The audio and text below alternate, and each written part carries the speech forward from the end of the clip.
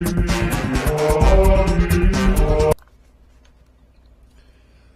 and welcome to the RPG Talk Show. I'm your host, Hawk Robinson with John Welker. And today is August 25th, 2018, and this is one of our standard episodes.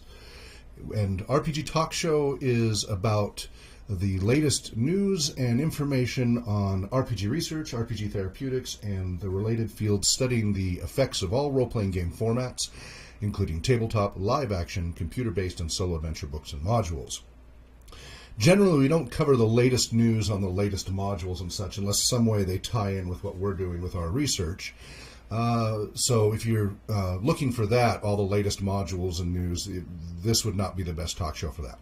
We do bring up the latest modules and news, again, if it's somehow related to what we're doing for the aforementioned topics. We also go into depth not only about what we're up to with our various projects, and then also the community in general. We also generally cover one or more theory or scientific concepts or professional concepts related to role-playing games, recreation therapy, therapeutic recreation, music therapy, neuroscience, research psychology, etc. You can check out our website at www.rpgtalkshow.com. We are on Twitter at RPG Talk Show, and we broadcast live every Saturday from 11 a.m. to noon Pacific Time on twitch.tv/RPG Research. RPG Research is a 501c3 nonprofit research and charitable human services organization. You can donate to RPG Research at rpgresearch.com/donate. RPG Therapeutics, LLC, is a for-profit professional services company providing consultation, therapy, professional training services, certification, publishing, and many other services. You can check out more about RPG Therapeutics, LLC at www.rpgtherapeutics.com. This episode is sponsored by RPG Research and RPG Therapeutics, LLC. So we'll go ahead and start with the latest news, and then we'll probably jump right into some theory and professional conversation. So just in quick, again, we don't normally talk about the latest things coming out unless they impact us directly. Or they're just really significant. For example, The Expanse role-playing game based on The Expanse television series on Sci-Fi, which is based on the novels, of course. Which started as a role-playing game concept for a computer game, but was too expensive. So they went to the books. Then it became a TV show. And now we're full circle to a tabletop role-playing game, which means before long, with how much money they raised for this, they're going to be full circle to where they originally started. Right. We may actually get a full movie out of this with this kind of money. Yeah. This was funded in 1 hour by Green Ronin Publishing. 5,714 backers pledged $402,832 to bring this project to life.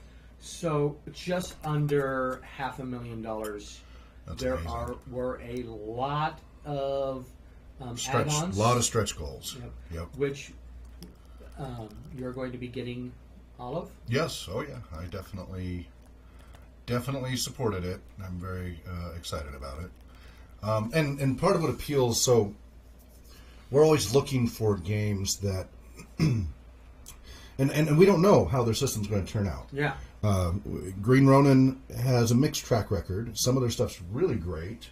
For example, their version of Thieves' World for 3rd edition D&D, I thought they did a very good job with. They really modified 3rd edition, and they're also the ones who did True 20 and things like that. So you can see I've got a stack of Green Ronin stuff right there. Right. So True 20, they tried to make 3rd edition.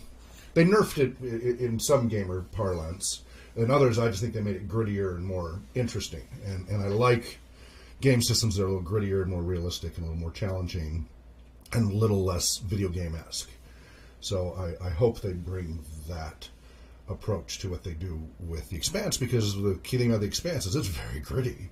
It's got a heavy dose of realism, and it's still sci-fi, but they really tried, and even with the show, they tried to really add a lot more of the mundane difficulty of trying to live in space. I mean, it's a core concept with the belters and everything. It's what's known as hard sci-fi.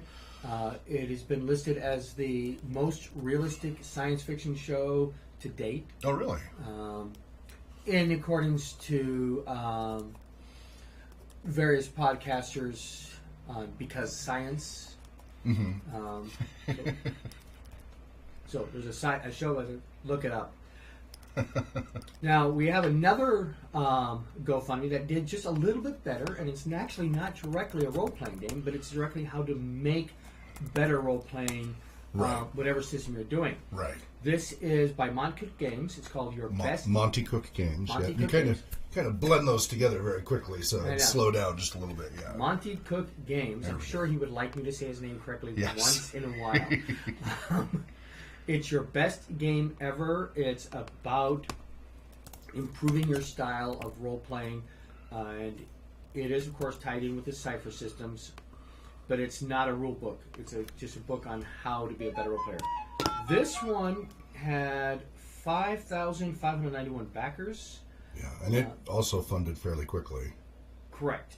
It was $581,673, a little over $500,000. Yeah.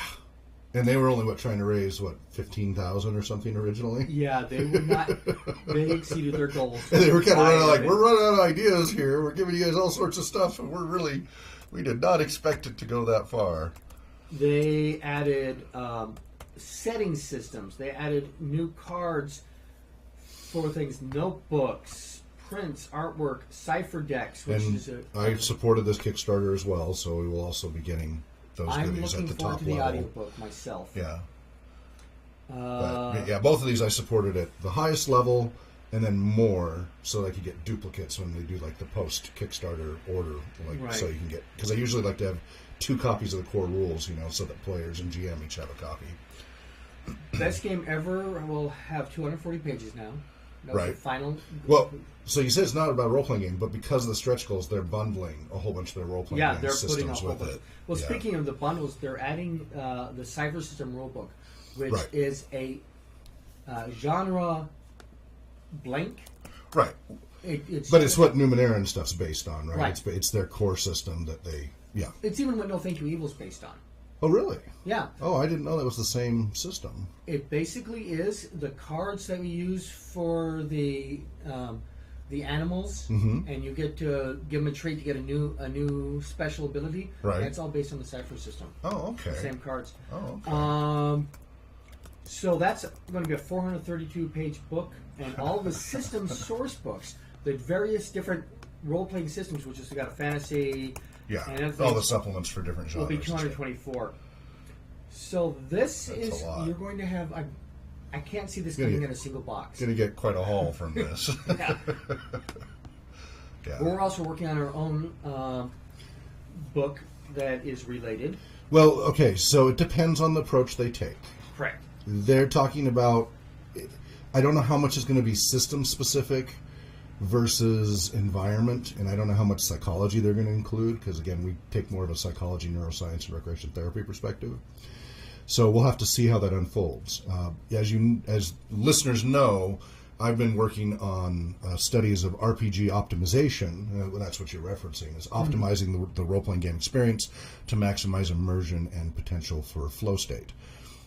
And I've been working on that for years and years and years. I've done several years-long studies trying to modify environment variables as simple as temperature and lighting and frequency and duration of gameplay and whether or not electronics are included, all these variables, and then run assessments, both observationally, because I recorded most of these sessions, and also feedback from the subjects about their enjoyment levels and experience of immersion, and then track that over time to see if I could control the variables to go up and down.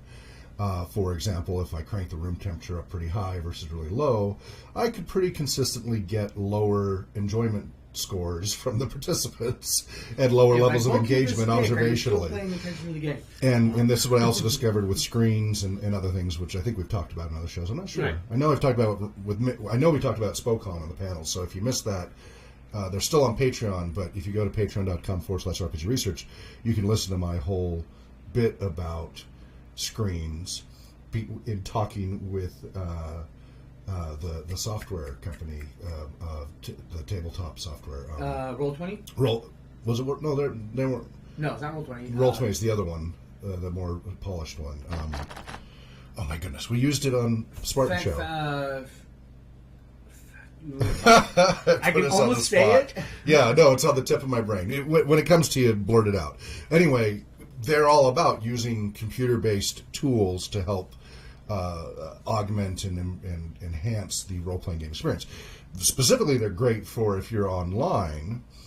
But what I found is using it in and you're online, you got to use a screen, and that's great.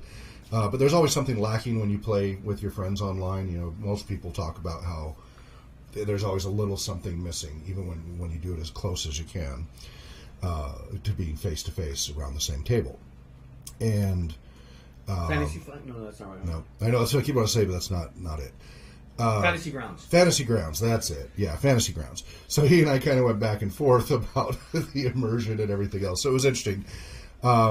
Anyway, so you can check that out in that conversation. I go into some depth and numbers on that if you're interested. So I, for years, researched optimizing the role-playing game experience. And then that's what we train our volunteers to be aware of, our RPG facilitators, our RPG game masters, etc. And as well as in my practice in RPG Therapeutics LLC, in private practice, and with training facilities and other professionals. I try to make them aware it's a lot of variables. So it's the thing about role-playing gaming is it is easy to play. It is extremely complicated when you break down all the variables that are involved. That's part of what's interesting and why it probably has so many different effects is because it has so many things going on simultaneously, and it takes a lot of things coming together for it to be successful, unlike a lot of the activities that are simpler. And like a game of Go. Yeah. The rules are really easy to learn. We do have, I do have the book coming out, RPG Professionals Handbook in December, being published by RPG Publishers. And that will include some of that optimization information, definitely, but the optimization book itself will be a separate book. It will be a deeper dive. Right. Excuse me. So the RPG Professionals Handbook will reference that research, but it won't explain everything I did. It'll just say, it is recommended that you do this based on this. It is recommended you do this based on this. If you want to know more, if you want to know more, go buy the RPG optimization book, and it will tell you the research techniques, the numbers that, at least that were available, but more importantly, why. It'll explain the why of it, and that's really just more for researchers who want to go deeper. Professionals don't need to do that. Right. That's why I'm separating it, because already the RPG Professionals Handbook is going to be at the 300-page limit. For the binding, because it's going to be a hardcover 8x10-inch binding, it's a 300-page limit. Otherwise, you have to jump up to a much higher price point, and it's already going to be around $70 retail for the hardcover, and then we'll release a soft cover that's about half that, and then an ebook that's half that later on. By the way, all of the information that's in the RPG Professionals Handbook, you can already view on RPG Research. I mean, I've put it all out there over the decades, a decade and a half now, and so if you want to get it for free, all the info's there. It's just it's being organized and such, and basically it's a little bit of a psychology factor. I worked in publishing back in the 90s and early 2000s with Franklin Covey, with Mighty Words, who was bought up by Barnes & Noble. We worked with Microsoft Publishing, IBM read books, many different companies. We had over 150,000 different pieces of content on our platform for ebooks back then, and it's really interesting. We did an experiment where you release the same book free or for a price. And the price point varies depending upon the market vertical. Right. So a tech book, you can usually have a higher price point than, let's say, fiction. Like a tech book, an average price of $50 to $60, $70. Most techies don't have an issue with. That's pretty average. Fiction, you know, sometimes it's tough to do $1, right? Right. Depends on how famous it is. And we had like Stephen King and other people like that in the early versions of the platform. It was one of the first ebooks that, I think it was his first ebook was through our platform back then. Wow. I forget, but I think that was just before I came on board as CTO and such. So, but anyway, experimented with the exact same title for free or for a price, but at 2 different sites, and see which one got more downloads and opens and reads and feedback, etc. And hands down, it was the one that was charged whatever the market would bear for the price compared to the free version. They've done this experiment before with Yes. free kittens, or the $5 kittens. They're the exact same kittens. Yeah, people assume that if it's free, you get what you pay for, and it must suck. Right. So they may download it, but they may never open it. Or they'll just very cursory glance, and they don't ever go into it deep.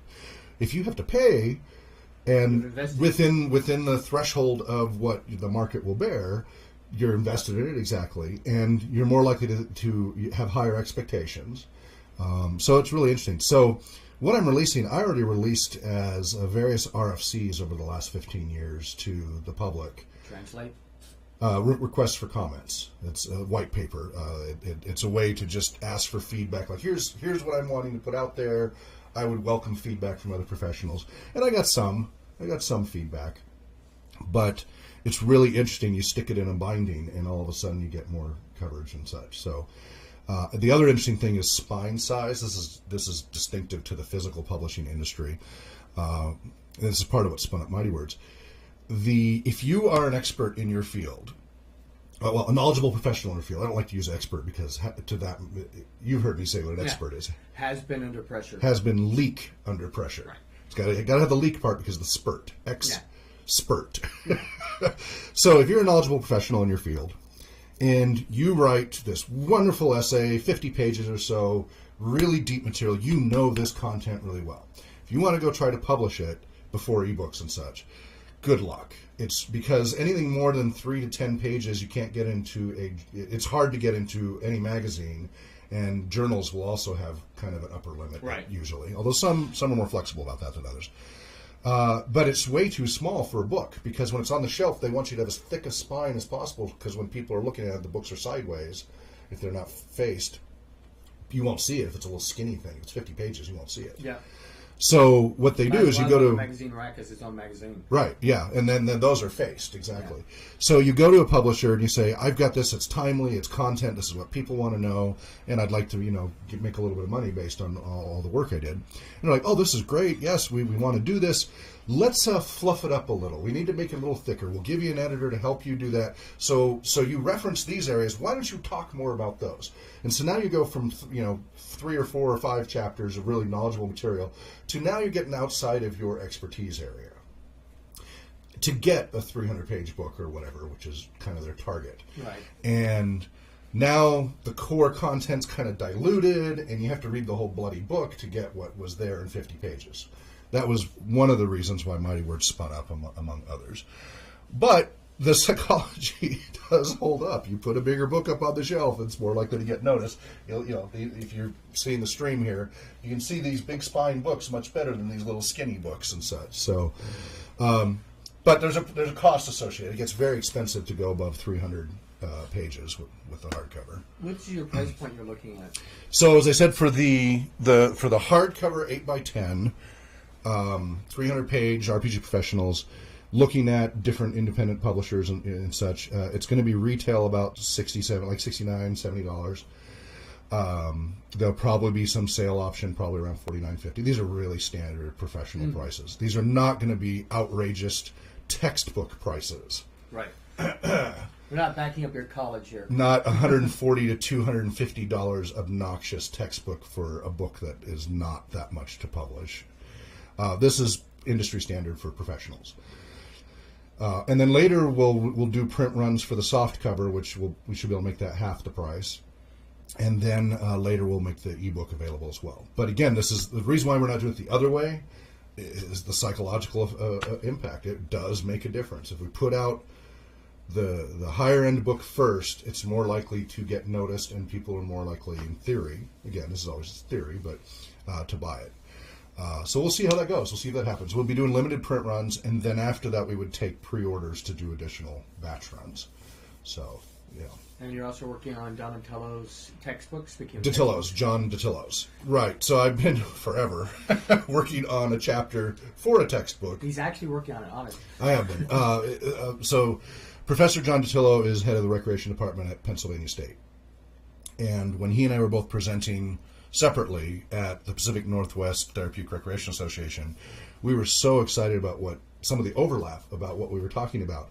I quickly incorporated some of his, with his permission, some of his diagrams and stats into, because he was talking about the power of exploration to enhance learning. And I'm like, oh my goodness, this is so perfect.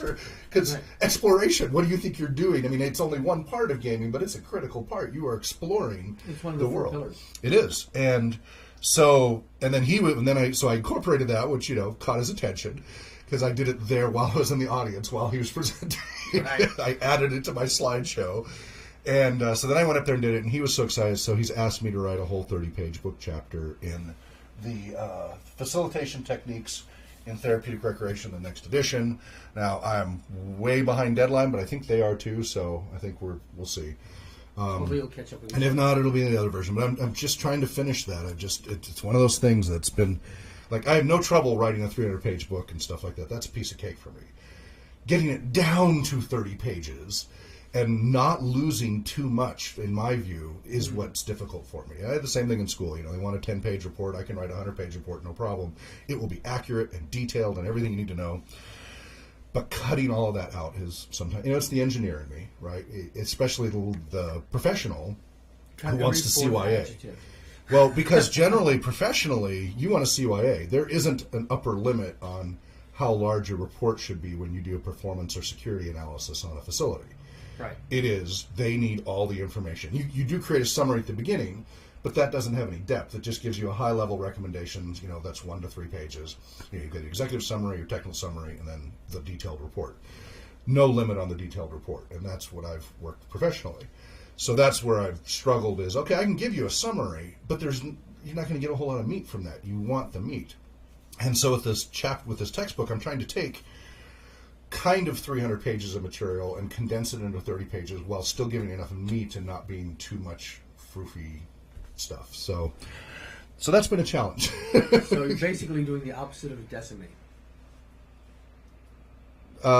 Yes, the inverse. The inverse, yes. Yes, yeah, the inverse of it, correct. Anyway, so onward. As everyone knows, my go-to news is N-World. I also pronounce it enworld.org. And I find a lot of articles there. Mm-hmm. Goodman Games is going to resurrect the Isle of Dread, which was one of the first wilderness and exploratory. What number was that? X1. X1, okay. So it's first expert level. Correct. Okay, because I do have that. Unless it is locked. They just recently came out with B1 and B2, In Search of the Unknown and The Silver Princess, which I've already got. This is going to be the next module. They're calling it, of course, the Isle of Dread. They'll reprint the original copies and then have a 5th edition conversion. That's the proper term for it. Good. My personal interest in these is when I start doing GM in a box, start role playing with groups for play. I'm hopefully going to start using these classics. Yeah. Yeah, because a lot of people are missing out, skipping. We have seen, for example, my youngest son, who's 18 now. He started with 3rd edition. That's what he cut his... I started him with MERP when he was like 4. I did all the rolling and such for him with his brothers and such. But when he started doing it himself, it was 3rd edition D&D. And he was pretty into that. He enjoyed that. And then he was also exposed to Rollmaster and many others, the One Ring, Call of Cthulhu. He was exposed to many different systems. And he's mostly migrated, he and his peers of 16 to 20-year-olds have mostly migrated to AD&D 1st edition, or some Rollmaster. Right. On their own. I mean, I just exposed them to a wide range, and then you let them, this is like parenting. Like, expose them to these things, try to guide them, but let them pick their own path. And they like, even though AD&D First Edition has its isms, and it's not the most organized, and I do have the... It's lack of organization is my biggest downfall. Yeah, exactly. That's the biggest problem. There is Hackmaster and then old school rules where they try to clean that up. Right. But the old school rules, OSR, yeah, old school rules, though, I don't think there's any hard copy for those, the problem. So it's kind of hard to recommend that for people. Yeah, I'm not sure. I'll have to look into that. If there is a hard copy, I'd like to get a copy of it. I have the PDF, and it tries to clean it up. And with that, whereas Hackmaster tweaks it in a specific way. They go a very specific play style. First of all, it was humorous, and then they turned it into something more serious, and it's a very specific play style, and it's quite different from the original. I think the play style is Slaughterfest. Yeah. It has some fun. I love all their different clerics and everything too. It has some interesting features. It's kind of a mixture between First Edition and Rollmaster in some ways, but they migrated towards that. And you've heard me rail. I was just yesterday at Spark Central talking to some parents about the dumbing down of the game systems. Everybody thinks to make it more accessible, we have to dumb down the math and dumb down the writing level in all the books. And what that does is that doesn't make it more accessible. The older games are just as accessible, if you clean up the organization and such, just as accessible as the new games. But what it does is it doesn't raise them up as high. You set a lower bar, they don't have to go as high. Yeah. And you can take, I've done it. I've taken the newer games with specific populations, whether they're a special needs population or just, neurotypical, and give them the basic system, of whatever it is, 5th edition or something like that, or Firefly, Serenity, some very simplified system, or a more complex system. And on the average, without sorting people by preferences, they can handle both. As long as the game master and facilitator do a good job of breaking it into bite-sized chunks, not overwhelming them with too much rules up front. The rules are there, you teach them in layers. They can handle even the most complex game system. Now, I admit I have not done it with Heroes. I've done it with Rollmaster and others, which are very complex systems, which I finally did track down a hard copy of the Volume 1 for the 6th edition Hero system. I have 5th edition, but I was trying to get 6th. I have tons of 6th edition. I was trying to get Volume 1. I finally tracked one down that was reasonable on eBay or whatever. But I've done it with multiple complex and simple systems, and it is not too hard for them. They are not any less inclusive and accessible than the dumbed-down systems. And they benefit less. Yeah, exactly. And this is, we'll talk a little bit more about recreation therapy, but yeah. So, anyway, continue, please. So, that's Isle of Dread. We were going to get in that. Yeah. Now, the audience may or may not be aware of Humble bundles. We have, which are book bundles. There's RPG bundles. They bundle PDFs together and sell them at ridiculously cheap prices, and then the money goes towards charities. A percentage, yeah. Right. No, not 100%, because otherwise they'd go out of business. Right. But the Lord of the Rings role-playing game from Cubicle 7, which is the One Ring role-playing game, which is also, we do a lot of, especially on Yes. And yeah, every year we do Tolkien Moot, and it's one of the less complicated systems, although it's deceptively complicated. It has a lot of social stuff going on that you don't realize is in the rules until you start to play it. Right. So it's deceptively simple. It's actually more complex than it looks. On the surface, it's a rules light system, but then as you get into the social and the between gameplay and all of that and the different phases, it actually has some pretty interesting complexity. Your audience rules, your downtime rules. Yeah, so it's actually socially more complex. So that I like. I think they've struck a nice balance. I think they've done a very, I'm a big Tolkien fan. I'm founder of the local Tolkien Society, and we're an official SMILE, the UK Tolkien Society. And I've got Other Minds Magazine and Middle Earth Radio and the Middle Earth Talk Show and all these things. So just a little bit of a Tolkien fan. I think they did a good job. I think they honored it well. Decipher's Lord of the Rings was awful. Right. There were some good tidbits, like Professor Chris Siemens' Moria box was well done. But the Decipher, they bought the license for the board games and other things where there was a lot more money, and they did not care about the company didn't care about the role playing game stuff. The people in the role playing game division loved it, but they were kind of the redheaded stepchild. So Tor, the One Ring role playing game, I think they did a good job, and they of course made a D20 variant of it. Right, but the 5th edition version, Adventures in Middle Earth, is one that we play a lot at Spark Central and things like that. Because we like the behavior modification, the shadow points, and fellowship. Well, we bring in fellowship from Tor into AIM. Right. I mean, and I think that's a very important part of it. It is. The fellowship focus is, So if you donate $1, you're going to get a couple things. You donate $8, you'll get a few more. You pay $15, you're going to basically get the entire Tor catalog. $15. Wow. This is a total of $490. Yeah, that's a lot. Tor is not cheap. Now, they had a price point on here specifically that I somehow can't see on my page anymore. Because you're using a tablet. Yeah. We've got to get you a decent laptop, John. That is on my to-go list. I'm trying to convince my wife that my spending $15 to get this thing is not going to interfere with my getting the new laptop.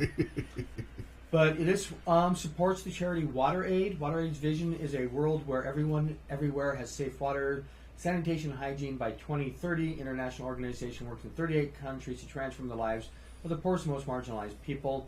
They've been around since 1981. So if you get on this humble bundle, that's who you're supporting, and you will be basically getting everything $270 worth of digital books. That's the value of the PDFs. Right. Not even the hard copies. Yeah. Nice. And it's DRM free. Good. Uh-oh. Apparently we've got an audio issue. No! So the audio's only coming through on the one channel. Oh, no. Why is it? Thank you for the heads up there, MSHEA01. So let's do a quick sound check here. Try that again. Yours is not. Why is your? Oh, it's unplugged. All right. Let me mute it for a second while we plug it in, because for some reason his mic is not plugged in. Thank you very much for mentioning that. That's on our twitch.tv/RPG Research.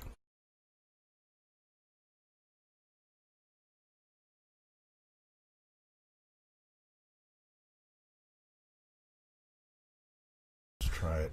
So have I been invisible the entire time? Not well. Your audio is okay. Now it's too close. Now you're too hot. Hopefully, your mic picked me up on accident. It was picking you up, but it wasn't. Hopefully they could hear you, even though it was probably distant. Thank you very much for pointing that out. Okay, yeah, he says much better. He, she, Yay! whoever.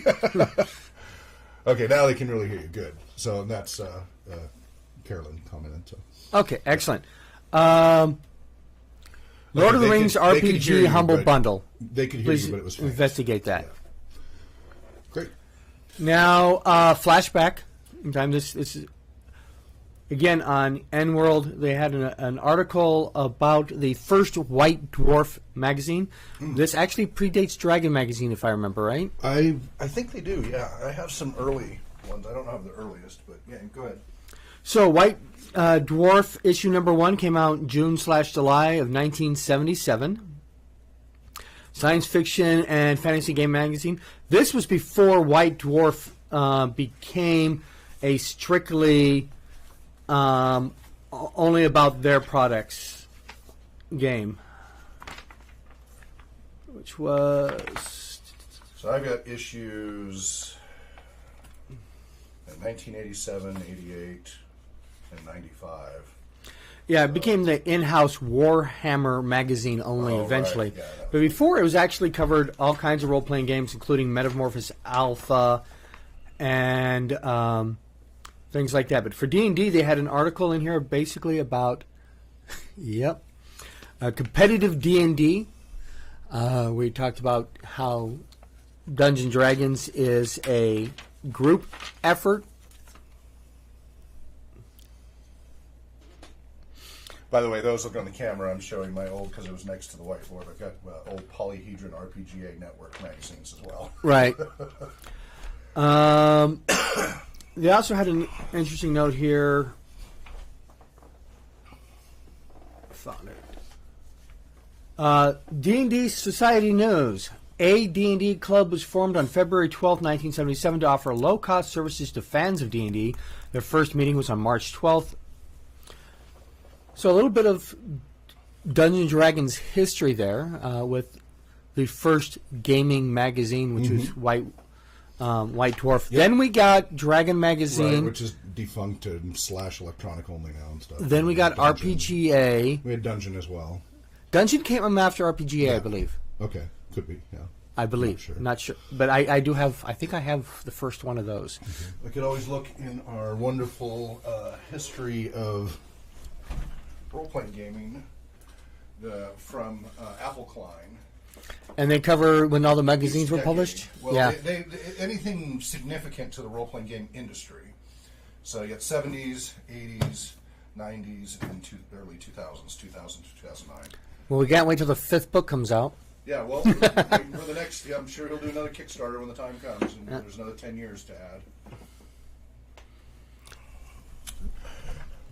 Now, on to another topic we have, hopefully everybody's aware of, but probably not, the GaiaxMemorialFund.org. Right.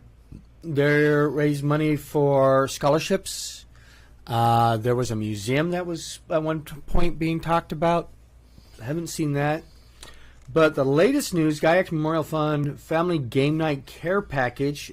This was published on Thursday the 23rd, the day after my wedding anniversary. Gaiax Memorial Fund is dedicated to honoring the memory and achievement of E. Gary Gaiax, co-creator of Dungeons & Dragons, founder of Gen Con, and values and lessons he taught through gaming. Mission statements are mission to collaboratively create and care package made so that we can continue the family game night tradition. In a digital area, we feel it's important for families to spend quality face-to-face time together, and what a better way than through gaming. We're asking companies to donate gaming-related products so they can distribute to families in our care package. Items such as dice, games, pencils, character sheets, figures, sticks, stickers, pens, books, keychains, apparel. Doesn't say how they're going to distribute these or any other of the criterias. But it's well, they may say elsewhere. It's just that particular article. I haven't found it on the webpage at all yet. Interesting. They also mentioned that on August 17th that they presented a plaque at Gen Con 50. This morning, the Gaiax Memorial Fund presented a plaque opening ceremonies at Gen Con 50. Ceremony was held at Lucas Stadium, featuring a replica of the Horticultural Hall Gary Gaiax founder. So the Horticulture Hall was where they had the first Gen Con. Don't know what they did with the plaque. Okay. What else do you have? Last is... Okay, before you go to that last one, we were asked in Twitch if we do take questions during the show. We definitely do, both during the show. And if you're listening to this when it's recorded, feel free to tweet us at RPG Talk Show. Or email us, info at rpgresearch.com for now is probably the most reliable one. Right. Info at rpgresearch.com. Feel free to email us. Also, you can also call, if you want to talk about RPG research-related stuff, so that's research and community programs. We have a toll-free number in the U.S., 833-RPG-INFO, during normal Monday through Friday business hours. And then if you want professional services and consulting and such through RPG Therapeutics LLC, toll-free 833-RPG-PROS, P-R-O-S. But yes, during the show, you are welcome to comment. We welcome your emails and comments. As I'm setting up the rpgtalkshow.com website, I'll enable comments there. And we, at the end of the show, we go over any of your questions or comments. So I see that some has been posted here in Twitch, so we will cover that after we get through other topics. And feel free, as questions occur, go ahead and post them there, and we'll do our best to fit those in. Okay, I'll make this very fast so we can get into the segue. Okay. Geekandsundry.com, the article which was posted in July. I meant to talk about this back then, but I forgot to. Meet the NASA engineer who explores how games impact people in his broadcast. There is a podcast called Plus 7 Intelligence. The Chess Hall started the Plus 7 Intelligence podcast recently, launching their second season. And one of the things I wanted to bring up from this article was how he talks about his identity and how it was tied in with gaming and how he was in the closet about it, because no professional wants to talk to an engineer about his role-playing games, his board games, or his video gaming. Right. That is changing, but right. and I've mentioned it before how I went away not to mention my gaming background when I was building my career in tech, which you'd think wouldn't be an issue, but because I had plans at management and executive level, most of the managers and executives are not techie geeks, if you will. Right. Even when I was in Silicon Valley and doing the .com thing, it was only after I got to know somebody that I might indicate that role-playing gaming was one of my favorite pastimes, one of several, because there's the stigma from the 80s and 90s, and still some, even to this day, thank you Big Bang Theory, about what a role-playing gamer is and is not, and a lot of inculcated myths, which we've talked about, and you can see my presentations on it. So I pretty much kept my gaming hobbies to myself up until mid-2000, first decade. Yeah. Big Bang Theory, by the way, is going away. The 12th year season is the last. Okay. But I'll read you this directly from there. When I applied for engineering jobs, I was careful to avoid talking about my video and board gaming habits. Under no circumstances would I mention, even passing. I was too afraid of the stigma. But immersing myself with gamers who are doing incredible things has given me courage to flip that. I became more and more confident because I knew I had an army of counterexamples at the ready. Once a new manager asked to meet me. He needed to get to know his people to ensure everyone was on the right track. He asked me what I would do if I weren't an engineer. I talked about my dabbling in game design, something I would never have mentioned before. He actually interrupted my answer, which had devolved into a ranting about the paradox of creating something challenging while also inspiring bliss, to tell me that he realized that I was the wrong role. Immediately he moved me to an analysis role, which has been a revelation career-wise. So the empowerment through the gaming community changed the way that I spoke about myself, which in turn to a significant life shift. And I noticed he said the combination of challenge and bliss, which he may not be aware of it, referencing flow state. Right. And that's Mihai Csikszentmihalyi, who presented that concept. I think it was around the 1950s forward. Might have been a little later than that, maybe 60s. Got quite a bit of Mihai's work up here, which is that ultimate level of immersion where you've got just the right amount of challenge to be pushed and grow, and it's the optimal learning state. And there is a sense of euphoria and such associated with it. Sports people call it being in the zone. Right. And I've got a whole 10-minute video on our youtube.com/RPG research channel about flow state and being in the zone that summarizes it pretty well into about 10 minutes. Yeah, interesting. And I can totally relate. Now, I have flipped that 180 degrees. Right. I now have a license plate that says RPG. I have, signs on the side of my SUV that say RPG Research and RPG Therapeutics, and I've got RPG bumper stickers, and we got the RPG bus and the RPG trailer, and yeah. You're ready for the RPG Flying the flag Parade. Proudly. What's that? You're ready for the RPG Pride Parade. Yes, RPG Pride Parade. There you go.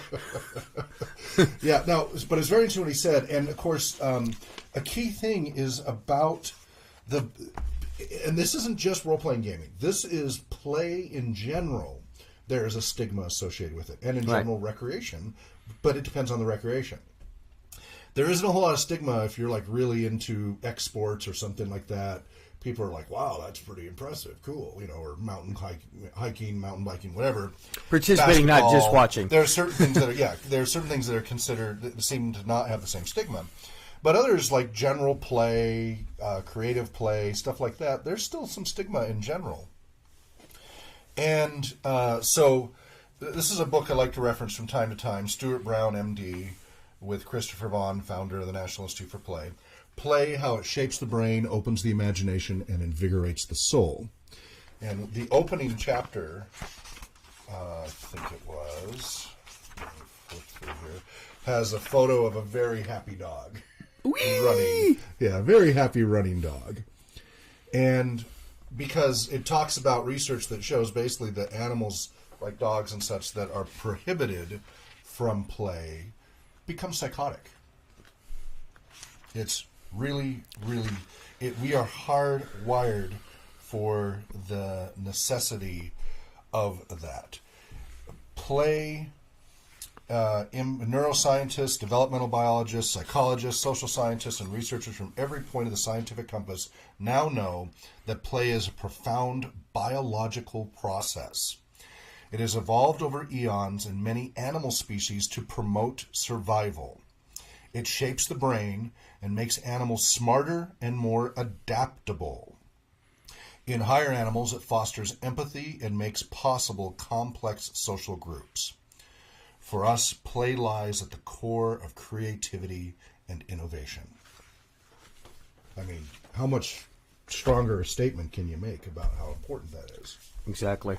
And related to that is, of course, I'm a Washington State registered recreational therapist and a musician as such, so I do, music and recreation. And recreation therapy is a relatively new profession. Really, like the first publication mentioning therapeutic recreation therapy wasn't until like the 1930s.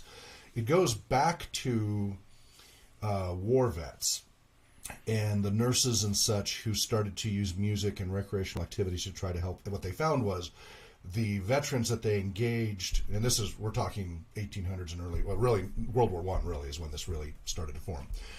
If they engaged them in music and recreation, the vets that were engaged, that had wards that had those activities, that had nurses who engaged them, those vets recovered much faster and had a much better long-term prognosis than the wards that did not receive recreation.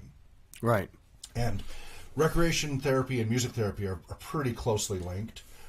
There are separate certifications for music therapy, but recreation therapists often overlap. And it's funny because I have my music therapy certification guides and such, and they're almost verbatim between rec therapy and music therapy. Rec therapy is more complicated because it's a broader range, right? But music therapy requires all that music theory and such, so they even out.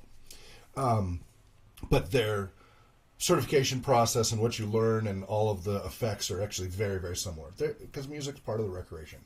Music is distinct in that it is different parts of the brain than our general recreation. And I think I've talked about before about those brain injury folks who couldn't speak but learned to speak by singing. Right. And then slowly turned from less and less sing-song to speaking, but they're using the singing part of the brain. So that's a critical thing about music is it's different parts of the brain. It's worth knowing. And we incorporate both music and role-playing games in our programs, whether it's drum circles or other methods. But what's interesting, very important about therapeutic recreation is that it's also a holistic approach. And what's important about a holistic approach, and I don't mean kind of froofy, new agey holistic. I mean the whole-minded body. Yeah, looking at the whole pie. So holistic medicine treats the person rather than disease. Its concern lies with the whole person and with permitting individuals to assume self-responsibility for their own health. The ultimate aim of well medicine, in contrast to the traditional medicine normally practiced by the medical community, is to be that of moving individuals towards self-actualization, whereas illness is the sole concern of traditional medicine. Well medicine deals with wellness or health promotion. And therapeutic recreation, like traditional medical practice, has long dealt with the problems of illness. But unlike traditional medicine, however, TR has not dealt exclusively with illness. TR has historically promoted the goal of self-actualization or the facilitation of the fullest possible growth and development of the client. Therefore, therapeutic recreation may be conceived to be much like traditional medically oriented allied health professions in its concern for preventing and alleviating illness, but at the same time, TR specialists join both other leisure service professionals and physicians practicing well medicine in their desire to bring about the furthering improvement of their clients. And there's a lot, but some key parts about being in TR is intrinsic motivation. You find an activity, they may not even know yet. You have to educate them. So right. There's a lot of just leisure education and teaching the client about new possibilities. And then finding what intrinsically motivates them, their inner, because extrinsic motivation only works while you're putting pressure on them. As soon as that stops, they go back to whatever internally motivates them. Like occupational and physical therapy. somebody telling you to do it Right. is why you're doing it. Yeah, and so physical therapy can be very painful. It's very important, and we work in conjunction with physical therapists. We don't usurp them or anything. Right. But after discharge, physical therapists and occupational therapists and others have a real problem with clients not maintaining their program, not continuing to do the exercises necessary, so they don't end up coming back into the office a year or 3 later, or that they just never get to that high level of function that they could if they kept doing the training. So if you work with recreational therapists to work on a discharge program, you find what intrinsically motivates them, and then their odds of continuing the exercises in the context of recreation, their long-term prognosis is much better. They'll reach a higher state of functioning long-term and maintain it longer. It's what the research supports strongly in rec therapy.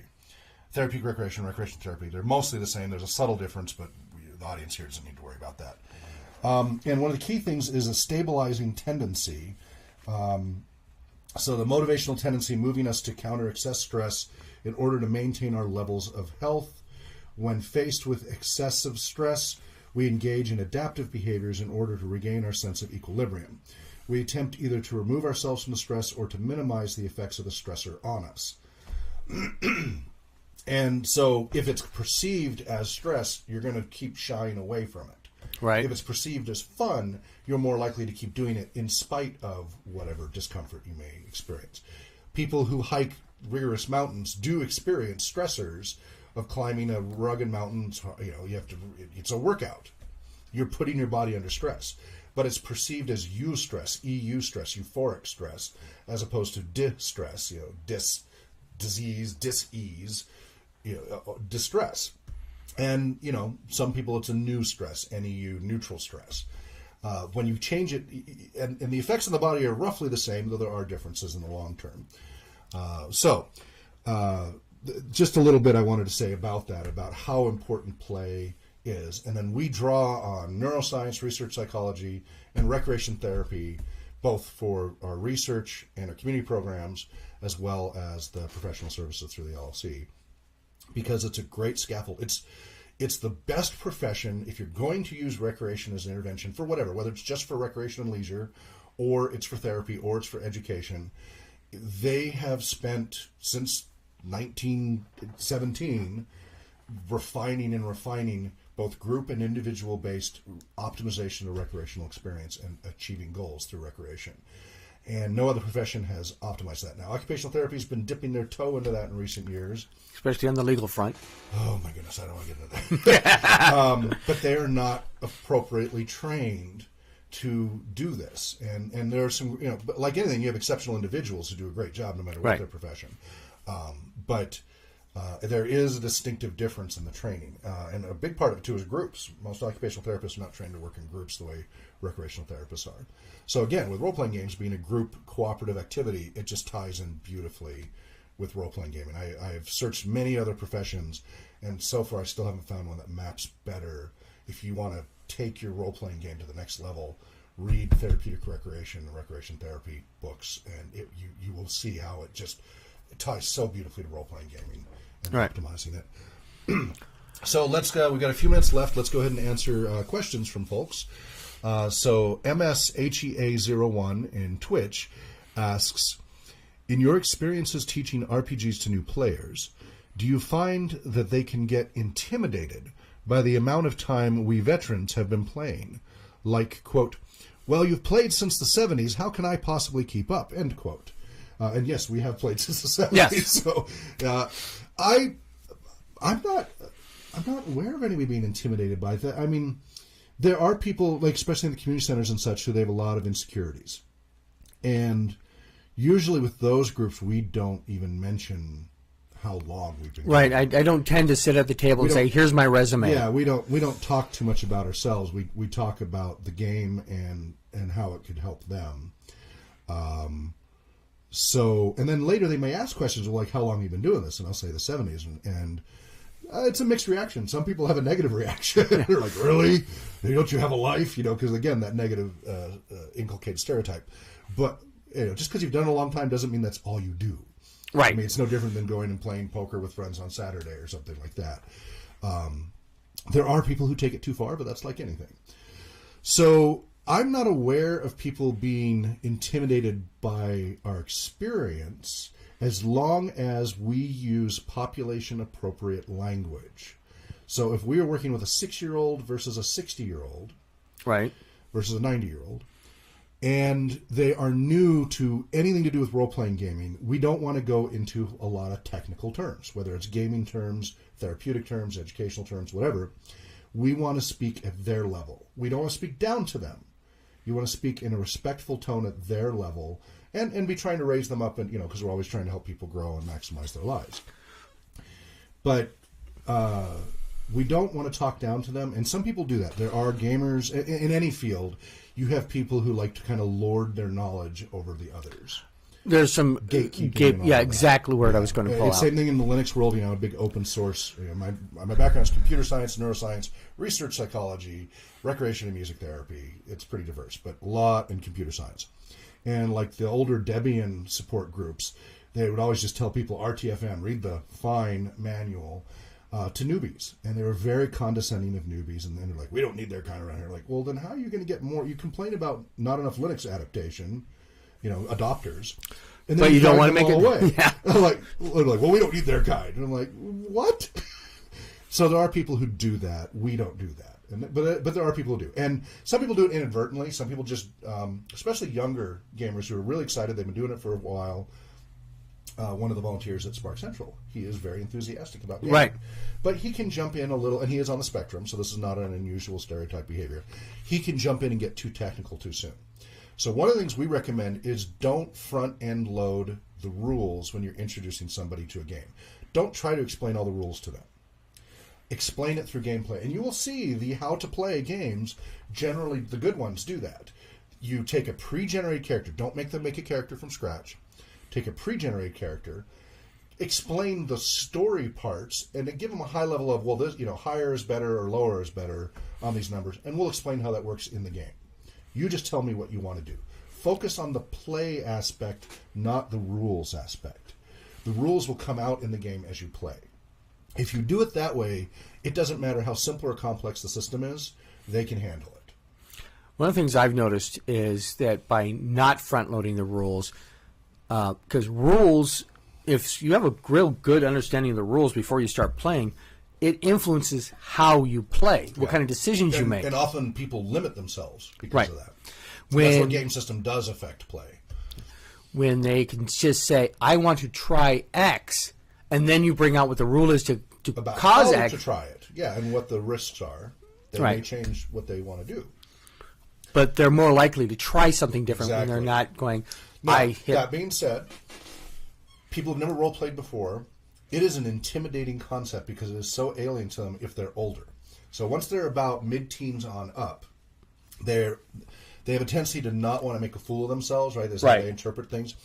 So we bring in kids. We bring in 4, 5, 6, 7, 8, 9-year-olds. no They're problems. there. They jump straight into it. They have no problem getting into the game very quickly. And it doesn't matter if it's a simple system or complex system. They creatively are there. Once they start to hit puberty and all those insecurities and such, and through adulthood, those are the people who are actually much harder for them to understand how to role play. They try to overthink it, and they kind of lost touch. They're worried about making a bad decision more Yeah. than making a decision. And rather than just enjoying the activity. Yeah. So that's why we try to we break it down and go a step at a time, and we don't overload them by front end loading. So I hope that answers your question on that. That's how we, if they want to go into it as a career, we have been bit by bit creating training programs so step by step they can work their way up. And learn all of this, either through as a volunteer RPG research or through the paid training certification through RPG Therapy LLC. It can be intimidating. It's I use the analogy all the time. How do you eat an elephant? One bite at a time. One bite at a time. So, like anything, don't try to overload. And I'm guilty. Oh, boy, am I guilty of that. Fire hoses of information. But when we're working with clients and stuff, take it a little bit at a time. You don't have to use all the rules at once. Just do what's necessary at that time.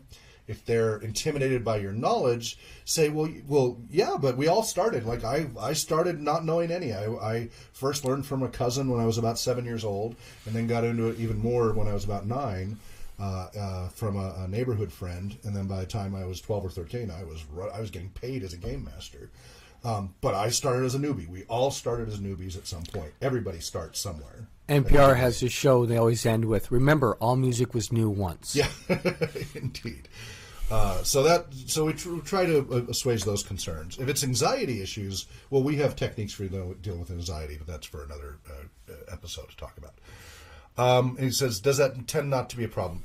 I'd say generally, but again, it's our approach. It tends not to be a problem. There are game masters and facilitators out there who either because of their own insecurities or just lack of awareness or professionalism do scare people off because they're trying too hard to impress them. And that can definitely scare off some people that could have been potential players. So also, do you guys often recruit new game masters from the people you play for? Excuse me. Yes. Does that happen often? What leaps out to you the most regarding their experiences getting to the GM seat? So there's people who play for us, and then there's the facilities and others that we go run programs for. And then, we play for other game masters too. We recruit everybody.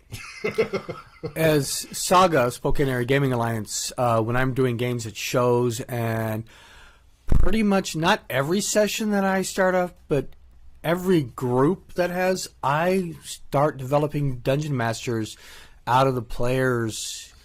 Every single dungeon master that currently is working with Saga things and working at the games in the store all started as players at my table at one time. Every game master probably started as a player. There are some exceptions. There are people that they're friends, they got the box, somebody had to be the game master. That was me. and they haven't played. And that's a mistake. If you're a game master who hasn't played or doesn't play very often, try to play at least 10% of your time. If you're a full-time GM, try to devote 10% of your RPG time to play.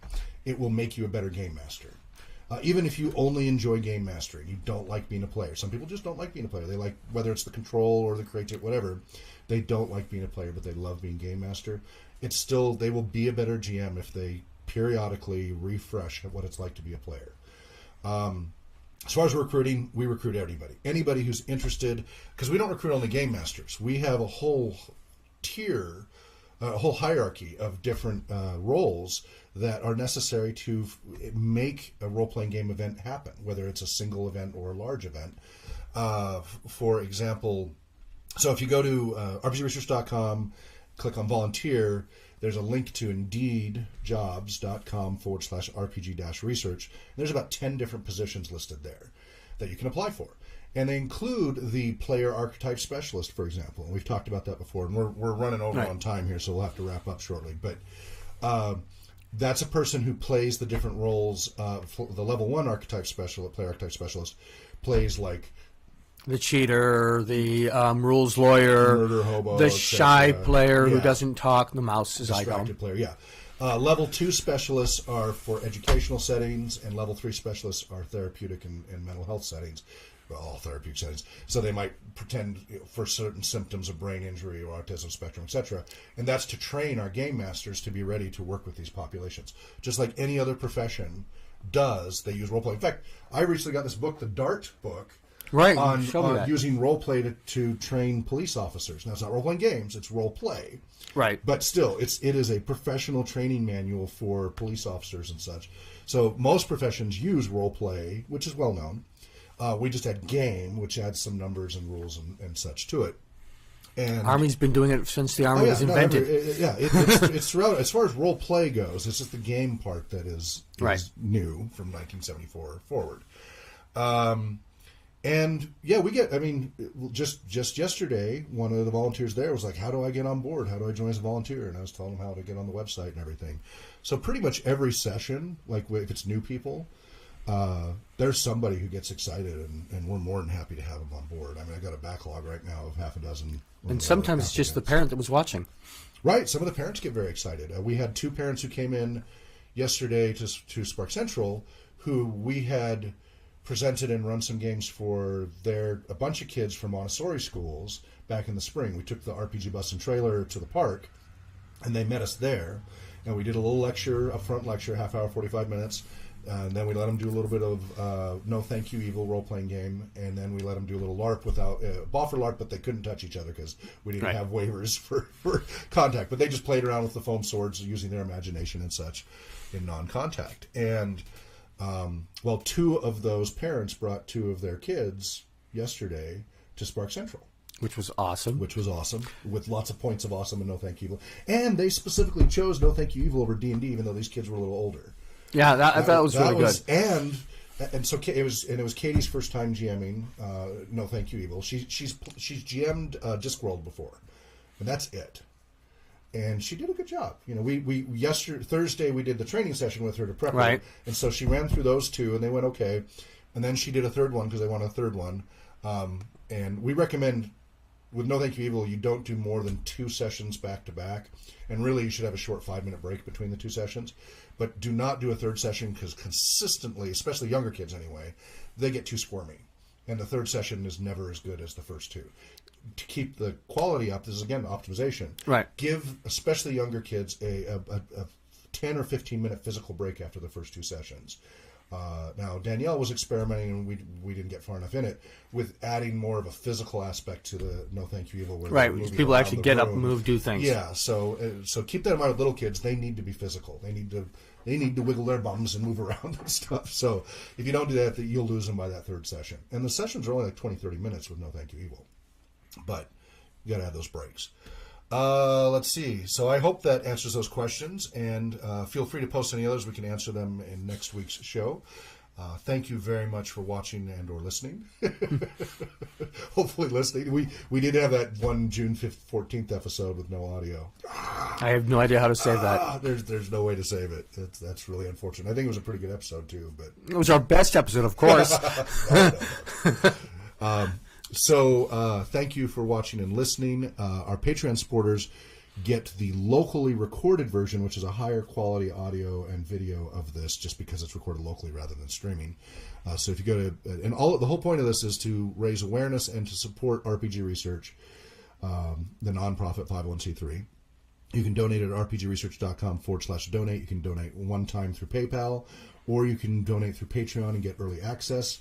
Patreon supporters could get early access as early as 3 or more weeks before the general public of our recorded material and our research and other content. So those are the main perks, is very early access. And there's some content on there I went through and went, you know what, this is going to be Patreon only. If for no other reason than the participant was uncomfortable with it being mainstream, it was okay with it being on a smaller scale. They said it was fine to be on Patreon, but they weren't really comfortable with us like tweeting the heck out of it and stuff. And so some of the stuff is Patreon only. So patreon.com/RPG research, and then that's a monthly subscription. Our current highest donors at the $25 level. We have higher levels, but nobody's taken those, so we'll have to rework those someday. So they get immediate access. Like right when the show is over, I'm going to be uploading this immediately to our Patreon, the recorded higher quality version. And then they get it a week before the $10 on up level, and then those get it a week before the $1 on up level. So that's at least 3 weeks there, and then finally after that, it's then released to the public. So it can be upwards of a month, and sometimes I miss getting it public. So sometimes, like I just released some from April. Oh, I forgot to make that public. But at least they're from this year. Yeah, but our Patreon supporters all get that early access and such. So thank you very much for your support. We can't thank you enough. Remember, we've got to cram it in. I'm sorry. Okay. If you want to split because you're going over, feel free to do so. I'm going to give you we'll do that. Okay. RPG Bus. I'm dropping off Monday to get all the springs replaced and retempered and repaired. Right, I remember that. Because they're shot. That'll be a few days. And then Friday is when the broken glass in the back small window is going to get replaced by City Glass. That'll take a day. So that's a big deal. And then I'll go try to get it aligned again for the third time with the springs replaced. We'll see if that works. The trailer is now back. They've replaced the wiring and the fuel pump and all of that from the trailer. That was all melted. They waived the deductible on the warranty because they didn't. Yeah, it wasn't us. So that's back up and running inside the trailer. So I took both the bus and trailer down to Spark Central yesterday.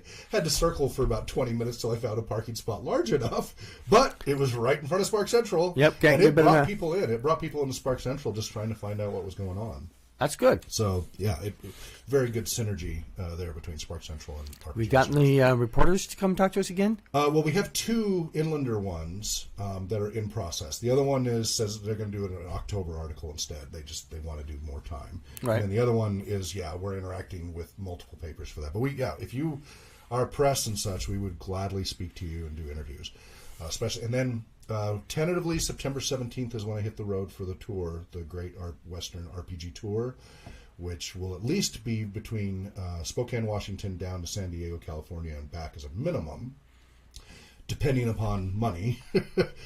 I would also try to go to Tucson, Arizona, Texas, Oklahoma. There's people out there who want to see us, but it's expensive. So, but the whole purpose is as a fundraiser for RPG research. So I'm doing the tour out of my own pocket, which is separate from RPG research, to try to get people to donate to RPG research.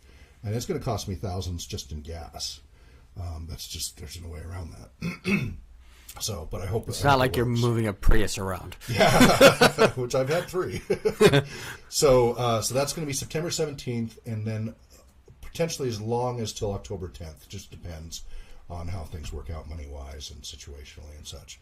So I'll be on the road hitting many states in the Western U.S. If you are in our route, you can go to rpgtour.com, T-O-U-R, and see the proposed route. And if you see an area and you'd like us to make a stop, then contact info@rpgresearch.com, and we'll gladly meet you in person. Even if it's just one person, that's fine. The whole point is outreach, and then hopefully get people to donate.